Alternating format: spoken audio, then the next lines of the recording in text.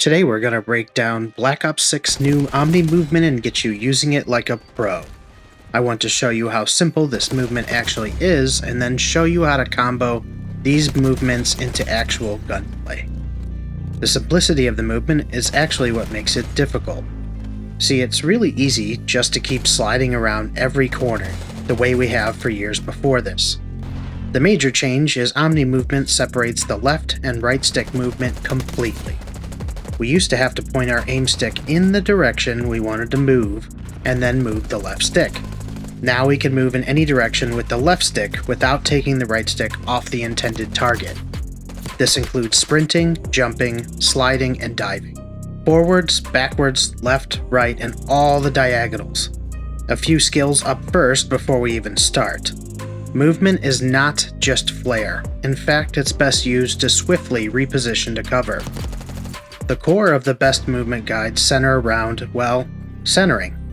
If your movement's great but your centering sucks, then you'll find yourself watching kill cams asking what just happened.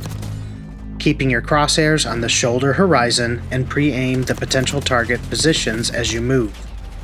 Now when you're moving, you need momentum, and to do that we need tack sprint. Turn the tack sprint assist on so you don't need to be clicking that movement stick because we need that for something else. But we'll get into that in just a moment. We need the delay turned down to 0. We also need sprint restore and slide maintain sprint turned on. We don't want anything interrupting that sprint before, during, or after we hit our jump or slide buttons. With slide maintain sprint on, we don't need to jump at the end of a slide either, unless you want to cut the distance of your slide short. Sliding is our most basic maneuver. You slide when you hit the crouch button if you have forward momentum. If you have no forward movement of the stick, then there will be no slide, just crouch. Long pressing while stationary will just get you to prone. Now you can slide in any direction, but there's a habit for us to continue to mimic the same routine of changing your aim to the point where you need to go. You don't have to. Even in reverse, you can engage the target while sliding into adjacent cover, or even rapidly sliding back below the angle of cover. Maintaining your aim on the hot zones shave valuable seconds off your attack or your counterattack. Now to execute a dive, we will use the same button, but this is where it can get complicated. The best setting, in my opinion, is hybrid. This is where we need to click the left stick inward to tell the operator you want to dive instead of slide. The advantage with this maneuver is it's head first, which means you're gun first. You can fire the weapon while in motion and after you land. When you dive backwards, you can have full rotation of your aim like never before. You can roll to your stomach for a prone position, or remain on your side to angle your target, or simply cancel the motion with a jump altogether. Now let's put some of these together.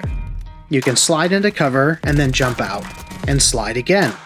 To do that, we need forward momentum with the crouch button to slide, then jump, then hit your ADS and slide while you're in mid-air. When we land, the slide will continue past the point of view of the enemy. This is extremely effective because it continues your camera break after you jump. You can cancel the second slide at any time by pressing jump again. We can mantle by pressing forward and jumping once with grounded mantle on. If it's off, then we can jump multiple times instead of having to be careful if we press forward on the left stick. Slide also has another built-in high to low ground benefit. If you hit a slide, say on a ledge, you can land on your feet right away on the lower ground. Remember, this will take some practice, but chaining these maneuvers together can be used to outsmart a lot of enemies. If you find yourself struggling to sprint after a maneuver, try practicing the jump button before clicking the left stick. If accidentally doing this while sliding, you will dive instead of slide. This is the entire reason Sprint Assist exists, so you don't have to click to manually activate the sprint. If you find that this is still not intuitive enough for you, you can also try tap to slide and then shorten the delay. This will keep the left stick solely for manually sprinting, and you can pick whether you slide or dive based on how long you press the crouch button. What I don't like about that, though, is the reaction time, and your input delay can cost you on these evasive maneuvers. Try both to see which one feels more fluid to you. The important thing is to use your movement for both offense and defense. Prioritize cover, and most importantly, change positions. Keep your sensitivity to a reasonably accurate level, and make sure your dead zones are set to eliminate stick drift. The bonus tip is to lower your left stick max dead zone to reduce the distance for you to move the stick. This lessens the time it takes for your controller to detect a full sprint, which will help with chaining fast-paced movements. Remember that left and right sprinting is huge. Strafing will activate rotational aim assist, which is a stronger pull, so keep practicing the aim slowdown and centering to win gunfights. Practice this with bots and focus on angles you take getting into and out of cover. Practice pre-aiming the next hot zone as you move so you're close to the desired target when they arrive. Managing these techniques in the new movement is going to be a large skill gap. As we integrate into Warzone, it will be incredibly easy to tell the people who have practiced and those who have not. For Warzone players, we need to start really focusing on how higher health and larger maps are going to be changed drastically with this integration.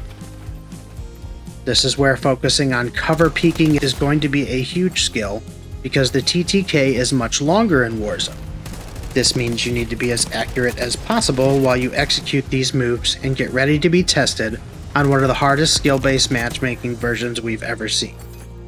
As always, if you've learned something today, like and subscribe. Share this guide with a teammate that's struggling with the new movement.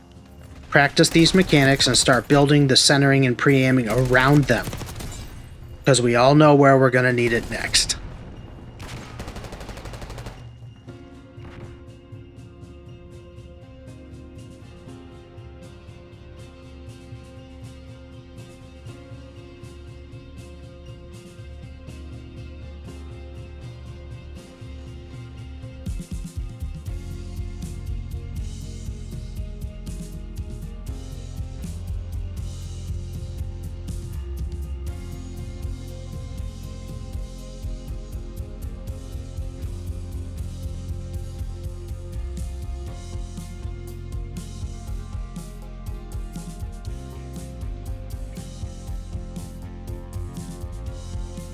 Keep building, keep adapting.